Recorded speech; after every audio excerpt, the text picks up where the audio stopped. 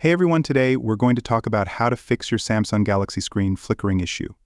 But first, let's understand why your Samsung Galaxy screen flickers. Your device screen flickers due to a software or hardware issue.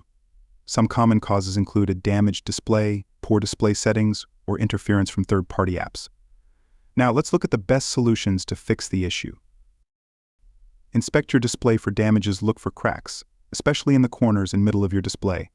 If damaged, book a repair. Disable adaptive brightness. Open your phone settings app, tap display, and navigate to adaptive brightness. Toggle off the switch. Adjust brightness manually. Use the slider under brightness to adjust your device's brightness. Disable third-party apps. Boot your phone into safe mode to diagnose the issue. Hold the power button until the power off screen appears.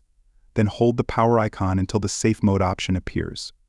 Select it and wait for your phone to boot into safe mode. If the flickering stops, a third-party app introduced a bug.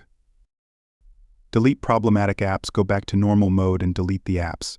Stop deleting when the flickering stops. And there you have it. Thanks for watching. Until next time.